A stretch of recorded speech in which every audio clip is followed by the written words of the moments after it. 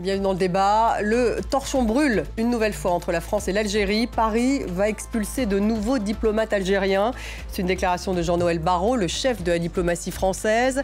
La France réplique après l'annonce par Alger dimanche du rapatriement de 15 agents français envoyés en mission de renfort temporaire en Algérie.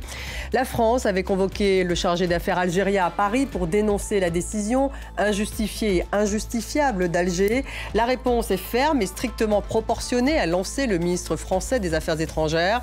La relation entre la France et l'Algérie reste bloquée et totalement gelée, déplore Paris. Barrot a appelé les autorités algériennes à un geste d'humanité envers Boualem Sansal. La crise diplomatique entre Paris et Alger ne semble donc pas s'apaiser. Est-on au bord de la rupture? Comment expliquer une telle animosité? L'escalade est-elle sans fin? On va poser ces questions à mes invités. J'ai le plaisir d'avoir à mes côtés Laurent Lardy. Bonsoir. Vous êtes député du Parti socialiste et président du groupe d'amitié France-Algérie. Bienvenue à vous. En face de vous, Farid Alilat. Bonsoir. Bonsoir. Merci d'être là. Vous êtes journaliste et écrivain, spécialiste de l'Algérie, auteur de Un crime d'État. C'est aux éditions Plomb. C'est votre dernier livre. Hein. Vous remontez le fil de l'assassinat de Krim Belkacem en 1970, l'un des pères de l'indépendance, chef historique du FLN, devenu d'ailleurs opposant au régime de Boumedienne. Bienvenue à vous. Nous avons Antoine Gazer avec nous ce soir. Bonsoir. Bonsoir. Journaliste, essayiste, spécialiste de l'Afrique, auteur du Piège africain de Macron. C'est publié chez Fayard. Gilles Manseron est avec nous ce soir. Bonsoir. Bonsoir. Vous êtes historien de la colonisation. Vous êtes d'ailleurs de retour d'un colloque international à l'université de Béjaïa sur les crimes coloniaux de la France en Afrique. Bienvenue à vous. Avant de démarrer cette discussion, je vous propose un retour en images de ce bras de fer entre Paris et Alger avec Alice Braga. La réponse était attendue. La riposte immédiate. Après la demande de rapatriement de 15 agents français par les autorités algériennes ce dimanche, la France applique la stricte réciprocité. Que notre réponse est immédiate, qu'elle est ferme et qu'elle est strictement proportionnée à ce stade avec la même demande, c'est-à-dire le renvoi en Algérie de tous les agents titulaires de passeports diplomatiques qui n'auraient pas actuellement de visa. Une nouvelle étape dans une brouille diplomatique qui dure depuis des mois. En juillet 2024, le président français Emmanuel Macron reconnaît la souveraineté marocaine sur la région du Sahara occidental, une zone qu'elle considérait autrefois comme un territoire non autonome, tout comme l'ONU.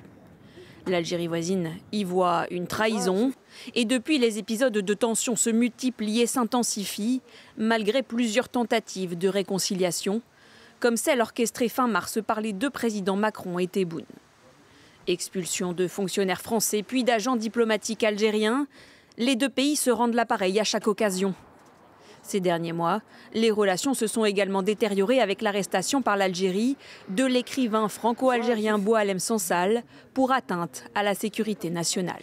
Depuis 1962, date de l'indépendance de l'Algérie, jamais les relations avec l'ancienne colonie française n'ont été aussi tendues. Farid Alilat, c'est grave ce qui se passe? Oui, c'est très grave parce que c'est la première fois où les relations entre Alger et Paris sont arrivées à ce stade. On se demande si on est si on s'achemine vers la rupture, mais on est dans un état de rupture. On est déjà dans la rupture. Oui, on est dans une situation de rupture, dans la mesure où l'ambassadeur d'Algérie a été rappelé, ça fait depuis 10 mois, depuis juillet 2024. Donc, depuis juillet 2024, il n'y a pas d'ambassadeur d'Algérie ici à Paris.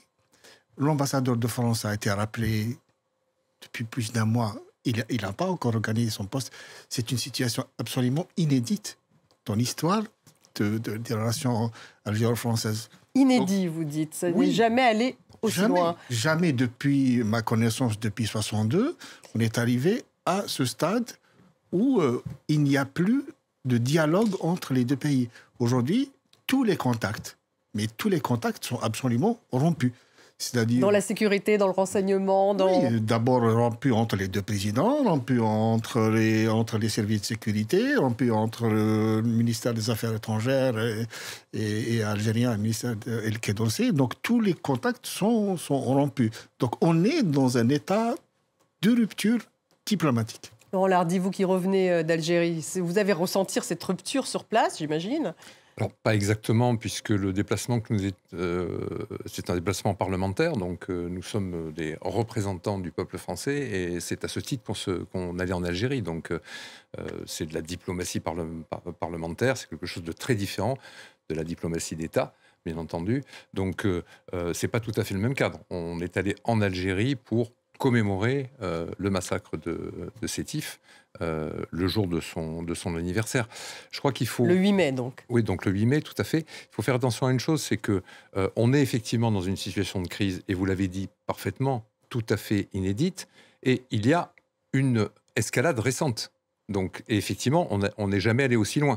Mais on pourrait aussi considérer que le fait qu'une délégation parlementaire se soit rendue en Algérie, il faut quand même que les autorités algériennes soient d'accord avec ça, est aussi non pas un signe d'apaisement, mais un signe peut-être rassurant, parce qu'en tout cas, il est certain que si nous n'avions pas pu nous rendre en Algérie, là, ça aurait été un signe, effectivement, aussi très inédit. De rupture totale. Je parlais de rupture diplomatique. Tout à fait. Voilà, je parlais d'absence totale de canaux de communication au niveau des institutions, c'est-à-dire la présidence, le Premier ministère, etc. Après, certainement, comme vous le dites, puisque votre voyage prouve qu'il y a d'autres liens, à part les liens diplomatiques. Absolument. Antoine Gazer, on avait pourtant l'impression il y a un mois, qu'on avait atteint un paroxysme en fait, dans presque la quasi-rupture.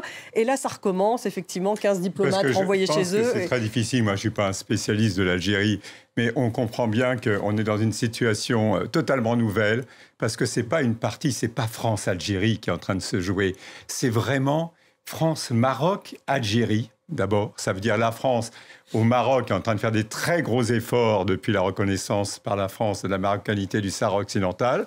Vous allez avoir une commission mixte à l'automne absolument incroyable, à nouveau entre les deux chefs de gouvernement en France et au Maroc. Vous avez par exemple le patron de l'Agence française de développement qui était au Sahara occidental. Pour la première fois, la France va investir au Sahara occidental, à Dakhla, ça veut dire après la décision d'investir. Et d'autre part, les partenaires européens de la France qui pourraient jouer un rôle comme ça entre finalement la France et l'Algérie, eux, Giorgia Meloni profite un maximum finalement du fait que la France a des problèmes avec l'Algérie.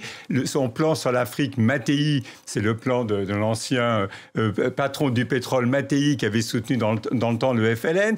Les Espagnols qui avaient les mêmes problèmes que la France il y a 2 ans, maintenant se sont plus ou moins réconciliés avec l'Algérie. Ce qui fait que j'ai l'impression que des deux côtés de la Méditerranée, il y a un faisceau qui fait que c'est pas un jeu à deux, c'est beaucoup plus large que ça. On comprend pas. L'Europe se met d'accord quand il s'agit de l'Europe de l'Est, de l'Ukraine. Pourquoi est-ce que la France est aussi isolée et finalement ses partenaires laissent à la France sa confrontation avec l'Algérie parce que ça les arrange quelque part? Gilles Monceron, vous, comme historien, vous pourriez lier justement à ce qui se passe aujourd'hui avec la reconnaissance de la marocanité du Sahara occidental par la France.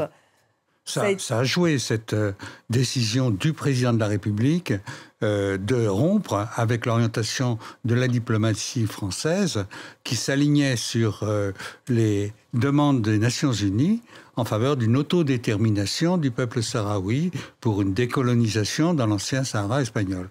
Bon, ça a joué. Mais ce que je voudrais dire, c'est que c'est pas la seule période de tension dans les relations franco-algériennes.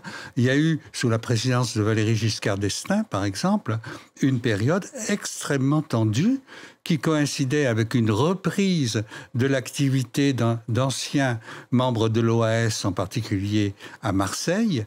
Et donc ça, c'est quelles années? 73. 73. Bon, c'est vieux, on l'a oublié, mais il y a eu quand même une forte tension entre les deux pays. Mais il n'y a pas eu de rappel d'ambassadeur. Non, il n'y a pas eu de rappel. Voilà. Alors, du point de vue diplomatique, vous avez raison. Il y a... C'est inédit, si on comprend bien. Oui, il y a effectivement... Rappel d'ambassadeur, il y a un chargé d'affaires, l'ambassade d'Algérie en France. Vous inquiétez pas, ça continue à tourner. Non, mais ça continue à tourner. Il y a beaucoup de monde au consulat de Paris, près de la place de la Nation, qui vient faire des démarches. Quand vous dites ça continue à tourner, qu'est-ce que vous voulez dire? Parce que manifestement, tout a l'air rompu, le business est rompu, la diplomatie est rompue. Le business, alors qu'est-ce qui tourne? Mal placé.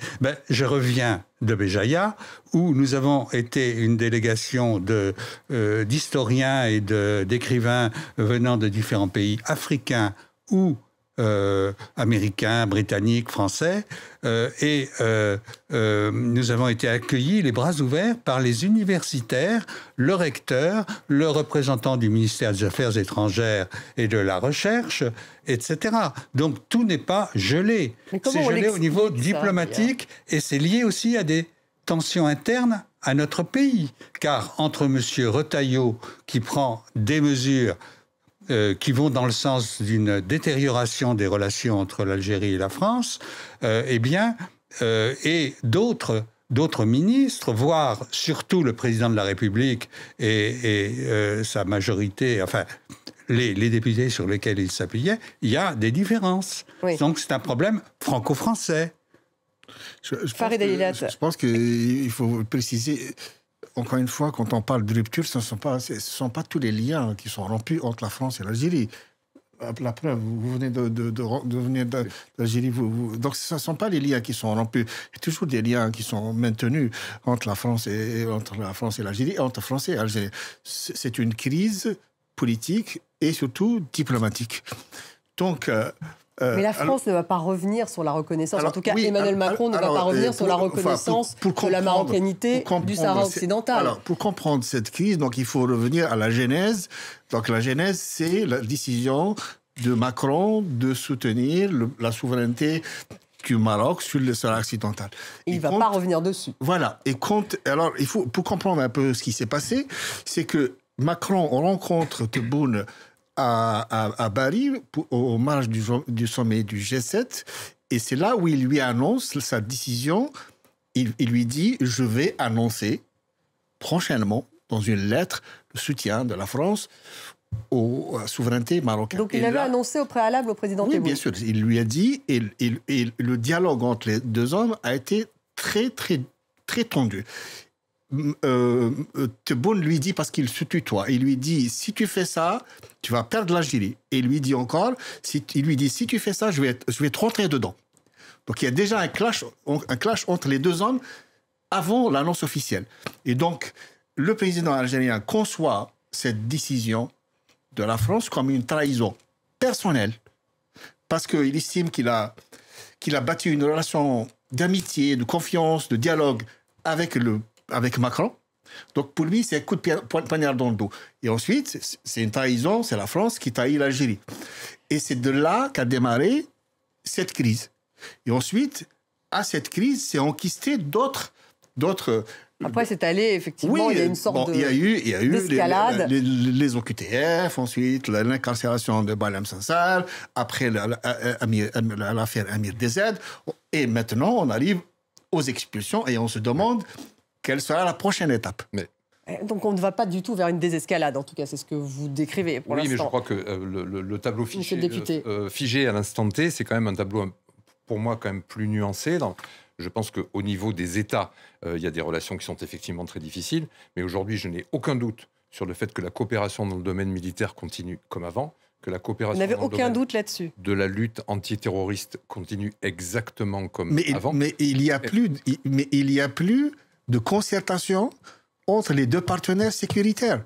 Alors, il y a une coopération, enfin, en tout cas, c'est les informations que j'ai, il y a une coopération qui existe toujours aujourd'hui. Services secrets se parlent toujours entre eux au-delà de tout. Notamment dans la lutte antiterroriste. On sait qu'il y a des événements, notamment encore, d'ailleurs, je crois l'été dernier, au moment des Jeux Olympiques, qui ont été déjoués dans cette coopération. Cette coopération, elle est vitale pour l'Algérie comme pour la France. Donc, il y a des choses qui dépassent ça. Et puis, elle est vitale, mais oui, et donc vous dites, elle se maintient, vous dites pas vraiment. Je crois qu'il y a un deuxième niveau, si vous me permettez. Parce que je voulais juste terminer parce que je crois qu'il y a cette distinction au sein de l'État. Ça, c'est la première chose. Et puis, je crois qu'il y a un domaine qui est extrêmement important, c'est la relation entre les peuples.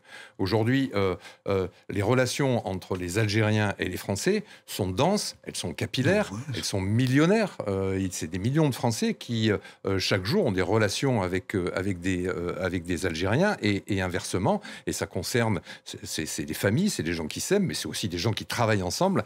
Et ces relations, elles continuent comme avant. Et j'allais dire qu'elles emportent beaucoup de choses. C'est en tout cas, moi, le sentiment que j'ai eu dans le déplacement et dans le contact avec mes homologues parlementaires algériens, c'est cette question que, en tant que représentant des peuples, on se rend bien compte qu'aujourd'hui, il y a peut-être des difficultés dans la relation entre les États, et c'est bien d'en parler, tout à fait, c'est une réalité, mais il y a quelque chose qui pousse et qui, à mon avis, dans l'avenir, finira par s'imposer à ces États. C'est la puissance de cette relation entre les peuples algériens et français. Oui, donc vous pensez que c'est ça qui va prendre le dessus? Non, mais je voulais juste... c'est pas pour vous contredire, absolument du tout. Je voulais juste... c'est un débat, on a le droit de ne pas être d'accord. On débat. Je précise une chose. Quand Jean-Noël Barrot est parti à Alger le 6 avril, le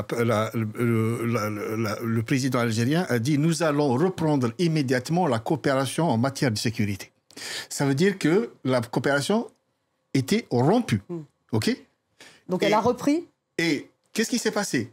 Quelques jours plus tard, Alger décide d'expulser 12 agents de la DGSI.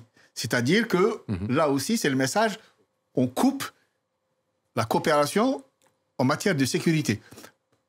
Peut-être certainement que les deux services se parlent, mais en matière de sécurité, comme en matière de coopération militaire et en matière de dialogue politique, aujourd'hui, tout est rompu. Mais c'est ce que dit Jean-Noël Barrot ou d'autres. Ils disent que le dialogue est rompu. Antoine Gazel, ça gêne les deux pays tout de même. On ne peut pas dire, compte tenu de ce qu'est l'État algérien, on ne peut pas dire que c'est simplement une rupture diplomatique et politique. C'est aussi une rupture économique. Dans les milieux économiques français et algériens donc d'ailleurs. Donc c'est quand même profond. Bien sûr, ils sont très inquiets. Vous aviez CMA, CGM qui pensaient complètement qu'ils voulaient investir des milliards dans les ports. C'est presque 6 milliards de dollars d'échange. 6 milliards de dollars d'échange. C'est absolument énorme. Juste derrière la Chine qui a 8 milliards. Et encore une fois, vous avez... Donc aujourd'hui, ils hésitent. Je ne veux pas accabler l'Italie, mais je veux dire, maintenant ce sont les premiers importateurs de gaz algériens. Ils ont des projets sur l'Algérie gigantesques, les Italiens, les Espagnols.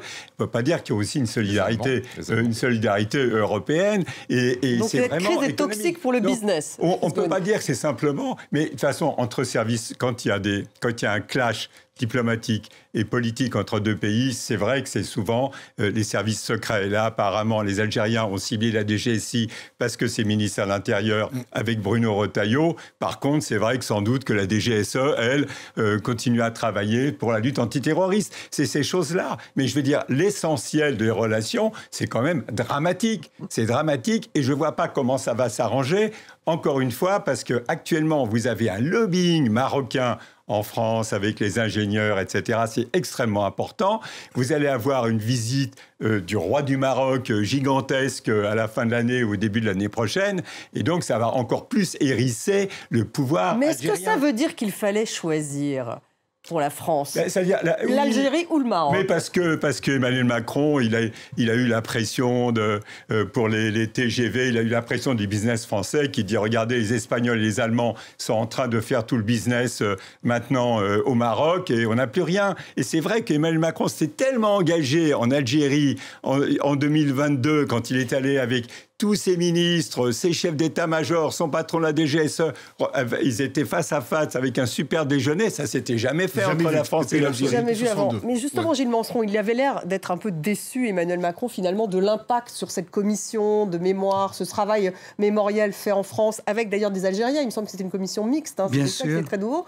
Déçu, finalement, du non-impact que ça pouvait avoir en Algérie. Et les deux États sont décidés à poursuivre le travail historique et mémoriel. Ça va se poursuivre, vraiment. Le président Tebboune, je suis désolé, vient de l'affirmer à l'occasion du 8 mai 45, de l'anniversaire des 80 ans du 8 mai 45. Il a réaffirmé la volonté de l'Algérie de poursuivre le travail historique et mémorial dont le président Macron a affirmé l'importance avant même d'avoir été élu. Donc il continue véritablement, ces historiens, à travailler ensemble sur Elle existe, cette commission binationale. Elle existe, mais encore une fois, les discussions, les concertations entre les historiens sont gelées à cause de cette crise. Mais je ne pense pas qu'on puisse employer ce terme. Non, vous dites non. Est-ce qu'il fallait choisir, Farid Alilat, pour la France? Est-ce qu'en fait, est-ce que la France pouvait recommencer à faire du vrai business avec le Maroc on ne peut pas choisir entre l'Algérie et le Maroc ou l'Algérie et la Tunisie. Mais là, elle est obligée de choisir ou pas? Parce que finalement, l'Algérie finalement s'est rompue parce qu'elle a reconnu cette souveraineté marocaine sur le Sahara occidental. Je pense qu'il faut contextualiser les choses parce que on se focalise, c'est tout à fait normal, on se focalise sur cette crise actuelle. Mais elle est importante, vous le dites vous-même. Oui, mais en fait, la crise dure depuis plus de 4 ans. En fait, la première crise est intervenue à l'automne 2021, quand l'Algérie a décidé de rappeler son ambassadeur, après les propos tenus par Emmanuel Macron dans le quotidien. Sur la rente mémorielle, c'était ça? Dans le Monde. Et donc l'Algérie décide de rappeler son ambassadeur. Là, il y a eu une première crise. Parce qu'Emmanuel Macron avait parlé de rente mémorielle. Enfin, c'est des propos qui avaient été rapportés par le Monde. Et donc l'Algérie a décidé de rappeler son ambassadeur. Donc ensuite, il y a eu après un petit rabibochage. Au fait, la relation algéro-française a connu 7 ou 8 mois d'embellie. Entre la visite de Macron à Oran et à Alger, août 2022, et février 2023, il y a eu une période d'accalmie, d'embellie. Et il y a eu une crise en février 2023 quand une ressortissante franco-algérienne, la gynécologue Amira Bouraoui, a été exfiltrée. Qu'est-ce qui s'est passé? L'Algérie rappelle son ambassadeur. Et depuis, il y a une succession de crises, de redialogues, de crises. Mais là, comme vous dites, c'est une succession de crises. Là, on est vraiment dans le... Oui, mais tout ça, depuis 4 ans, sans kyste, sans kylose, et envenime cette relation. Et donc, il ne faudrait pas oublier le début du premier quinquennat d'Emmanuel Macron et ses déclarations qui ont surpris beaucoup de monde, avant même son élection, sur la colonisation, crime contre l'humanité. Donc il a affirmé une volonté de rompre avec le déni français concernant la colonisation et ses crimes. Il a fait quelques gestes dans le cadre du rapport de Benjamin Stora et de ses préconisations, peu, parce qu'il y a eu, à l'inverse, dans l'opinion française, des forces politiques qui ont protesté contre cela. Et les déclarations d'Emmanuel Macron ensuite, que vous rappelez à propos de la rente mémorielle, ou bien il a aussi dit l'Algérie n'existait pas avant que la France ne la conquiert en 1830. Bon, c'est ces propos qui ont valu le rappel de l'ambassadeur. Absolument, ce qui est une énorme bêtise, Et ça, c'est sous la pression de la partie de l'opinion et de la vie politique française qui veut tendre et qui ne s'est pas résolu à l'indépendance de l'Algérie. D'où ces propos, alors qu'effectivement, au départ, monsieur le député, il était très favorable à un rapprochement avec l'Algérie, Emmanuel Macron. Ce rapprochement mémoriel, d'ailleurs, que vous confirmez. Mais je crois que l'une des questions qui va se poser, puisque maintenant il faut évidemment continuer, poursuivre et peut-être un jour terminer ce travail mémoriel. Moi, j'en discutais dans un débat il y a quelques jours. Lorsqu'on regarde la distance entre 1962 et aujourd'hui, plus de 60 ans donc maintenant, et puis qu'on fait quand même la comparaison avec la distance qu'il y avait entre 1945, la fin de la Deuxième Guerre mondiale, la relation entre la France et l'Allemagne, il a fallu quoi? Il a fallu 40 ans pour qu'on trouve une image avec le président Mitterrand qui prend la main du chancelier Kohl.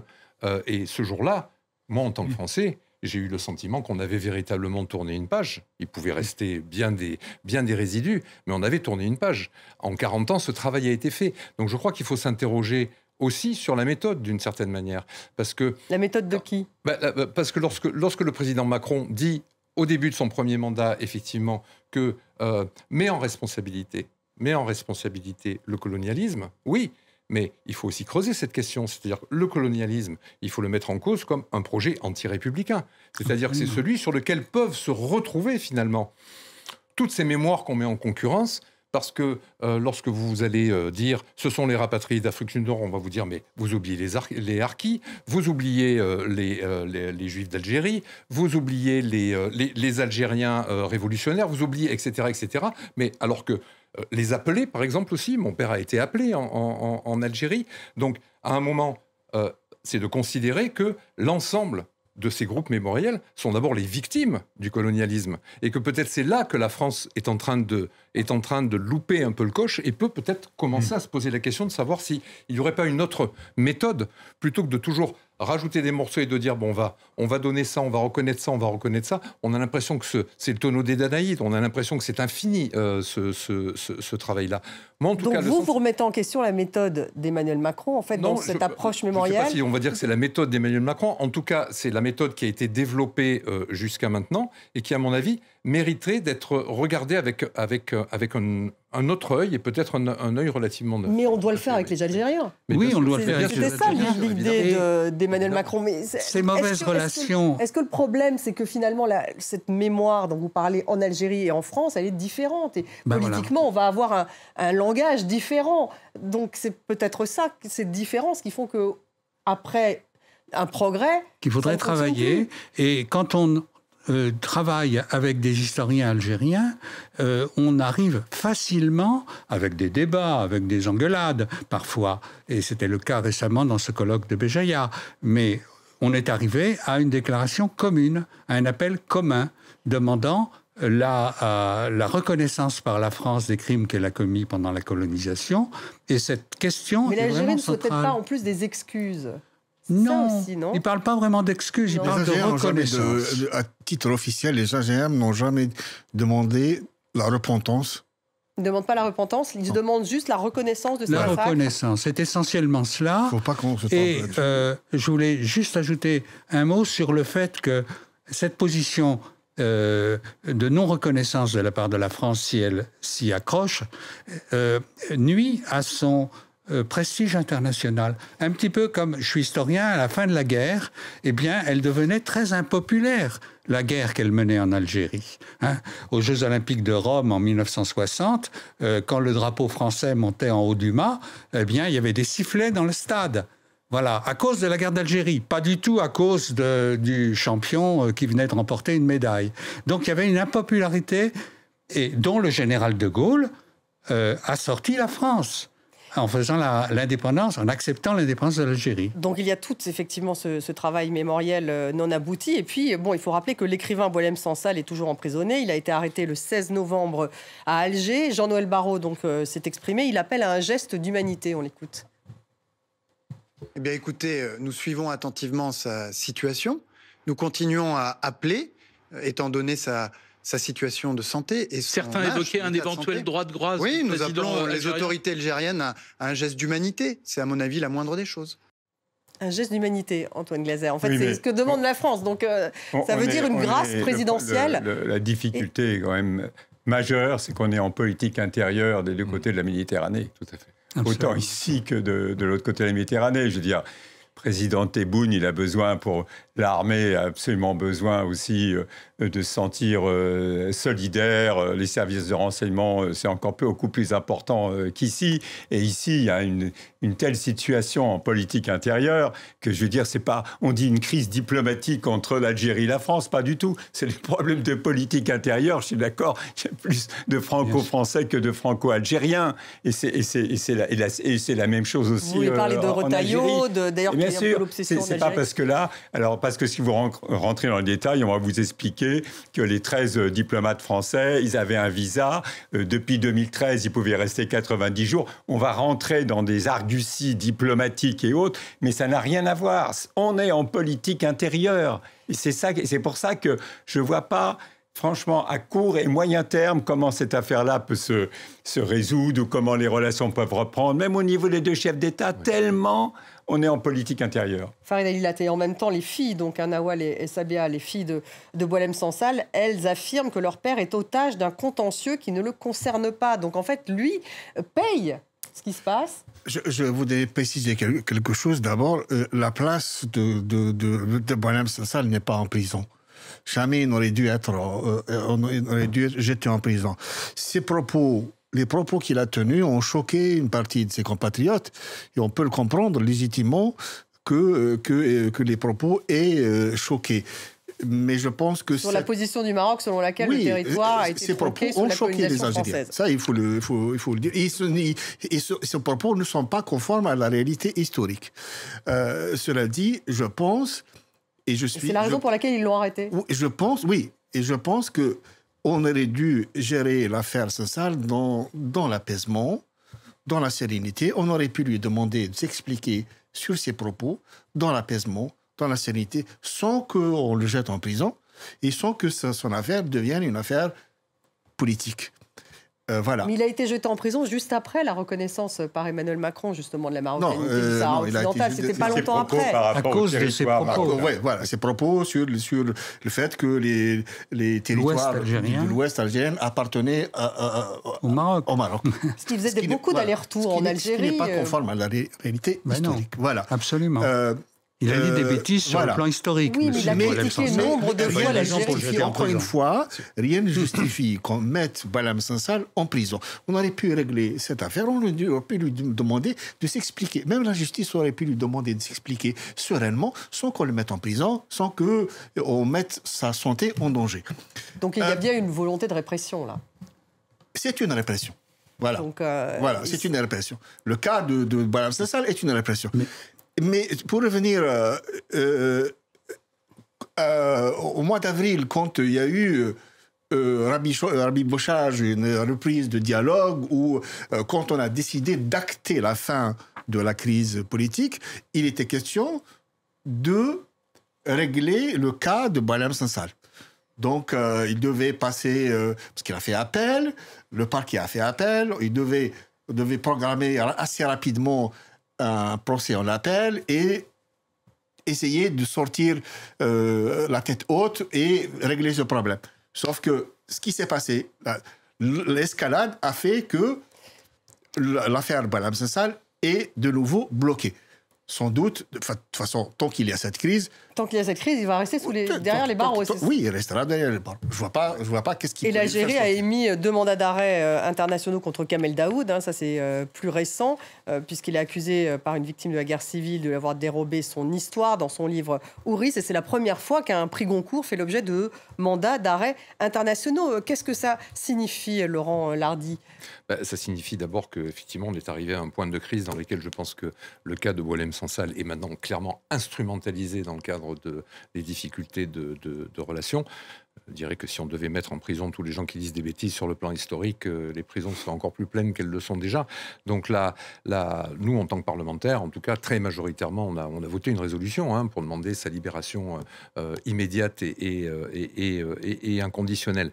Mais moi, le point qui me paraît important... Et les tensions, on voit bien qu'elles n'arrangent pas. Les tensions, oui. Alors, ce que vous disiez pour moi tout à l'heure est extrêmement important, c'est qu'effectivement, on se rend bien compte qu'il y a une instrumentalisation politique du point de vue de la politique intérieure française aujourd'hui, en particulier par M. Retailleau. On peut espérer peut-être que l'issue du congrès des Républicains va peut-être calmer cet homme qui est quand même allé très très loin dans la difficulté. Et puis la question qui se pose quand même au niveau de l'État, du gouvernement, c'est qu'à un certain moment, il est ministre de l'Intérieur.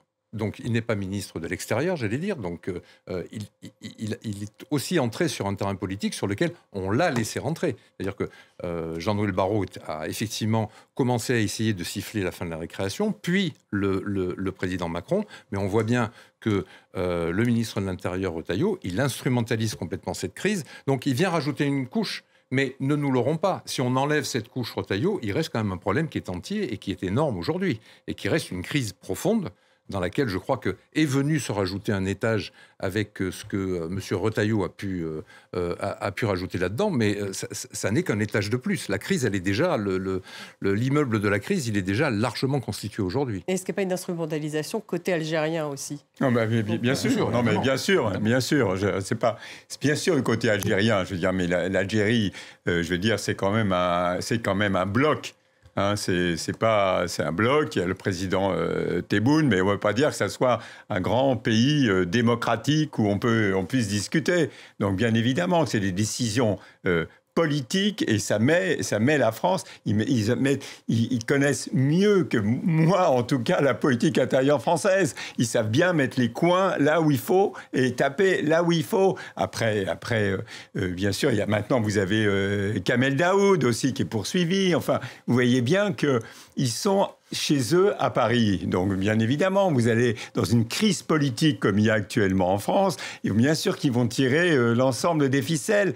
Mais pour eux, pour les Algériens, enfin en tout cas ceux que je connaisse à un certain niveau, l'histoire, c'est par rapport au Maroc, toujours. L'histoire de Boualem Sansal, c'est aussi par rapport...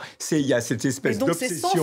C'est sans fin. Bien sûr, c'est sans fin. Encore une fois, Emmanuel Macron ne va pas revenir sur cette reconnaissance. C'est le seul, en fait. C'est le seul. Emmanuel Macron qui peut faire quelque chose. Pourquoi ? Parce que lui, peut-être qu'il se présentera en 2032, mais il ne pourra pas se présenter en 2027. Donc, je veux dire, il n'y a que lui qui peut... Il ne va pas rétropédaler sur la question du Sahara occidental. Non, pas rétropédaler sur la question du Sahara occidental, mais il y a un certain nombre de gestes et un certain nombre de choses qui peuvent être faites. Il peut quand même, en tant que président de la République, c'est quand même les affaires étrangères et la défense.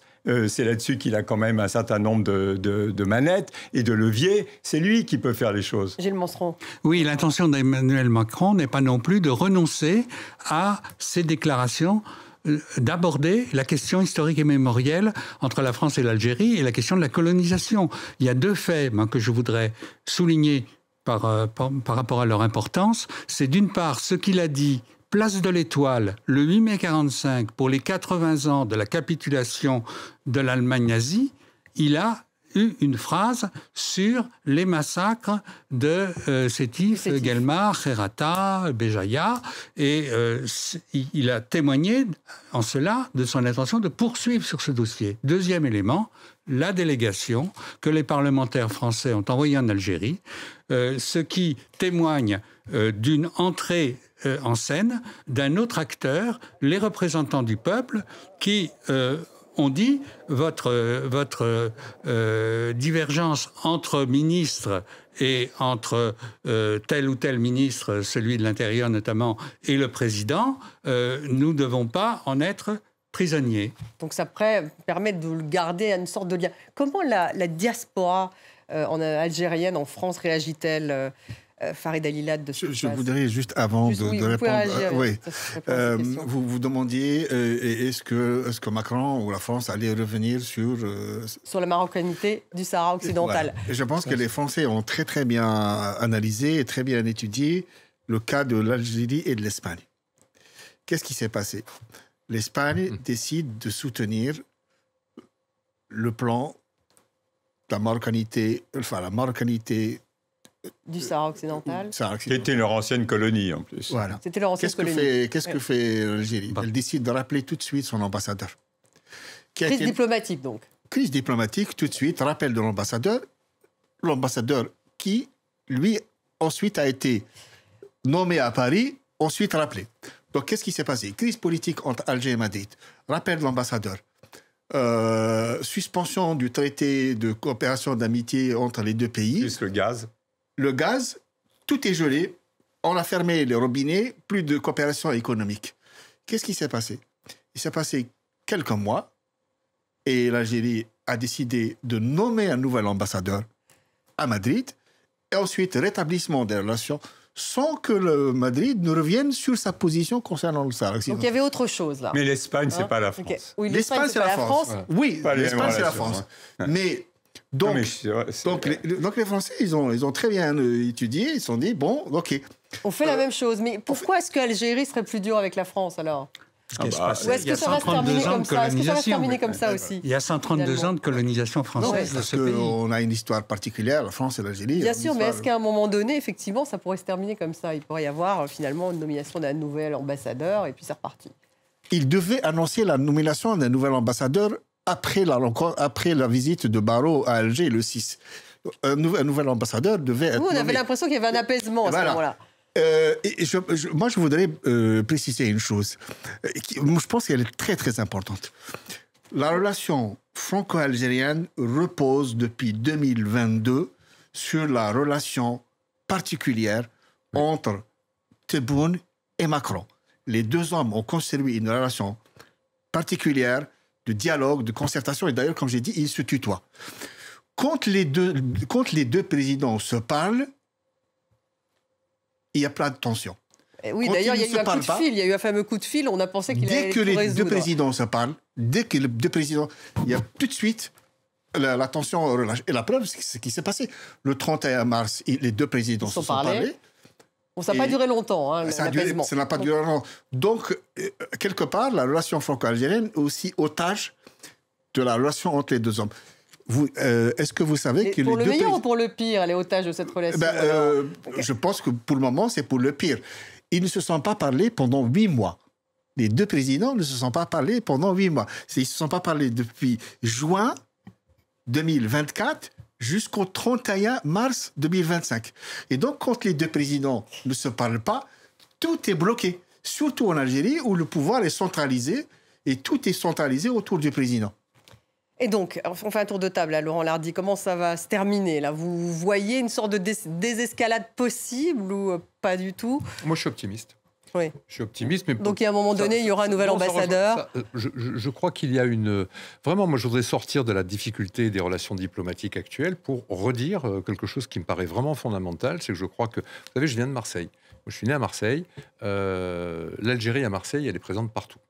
Voilà. Mes copains de l'école, etc. Enfin, je veux dire, ce que je sais aujourd'hui, c'est que la puissance de la relation entre les deux peuples, c'est elle qui va faire la différence à un certain moment. En dehors de... Un autre point qu'il faut peut-être... On voit bien que les décisions, elles se prennent dans d'autres sphères. Oui, mais la situation générale est aussi en train d'évoluer parce qu'il y a aussi un contexte international qui est en train de changer. C'est-à-dire qu'aujourd'hui, on se pose moins la question de l'influence russe en Algérie que de l'influence américaine. Donc il va quand même falloir à un moment aussi que les Français et les Européens de manière générale se posent la question de savoir là où ils n'ont plus leurs alliés d'hier, où est-ce qu'ils vont recréer, en particulier par rapport à l'espace méditerranéen, les alliances de demain. Et je pense que de ce point de vue-là, l'alliance avec l'Algérie est indispensable. Elle est indispensable. Elle est inévitable au final, Antoine Glaser. Les deux pays vont finir... Vous connaissez, j'ai une nature optimiste. Oui, mais là, le contexte géopolitique pourrait aider. L'Algérie est isolée aujourd'hui. Honnêtement, je pense que dans les deux pays, il y a tellement d'intérêts, de politique intérieure actuellement.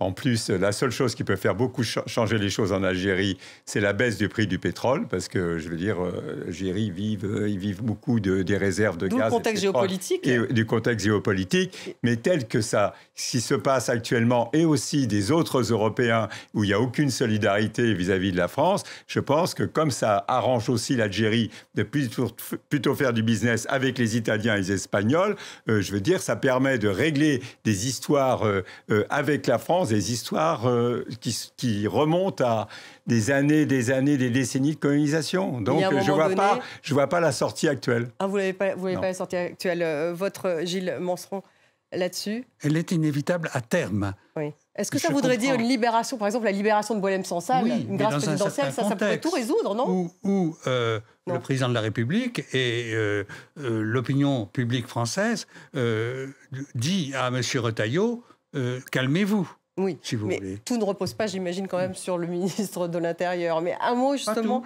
Farid Alilat, juste en conclusion là-dessus. Moi, je suis de nature optimiste, mais là, vraiment, je suis très, très pessimiste parce que la relation franco-algérienne aujourd'hui est un champ de mine. Vraiment un champ de mine. Il y a tellement de dégâts qui ont été opérés depuis 10 mois que je ne vois pas comment on va revenir à une normalisation, vers un apaisement dans un moyen terme. Je ne vois pas. Merci Farid Alilat. Merci beaucoup Gilles Manseron d'avoir été avec nous. Laurent Lardy, Antoine Glaser, merci à vous tous de nous avoir suivis. Vous retrouvez l'émission sur les réseaux sociaux et en podcast. Et je vous dis à demain.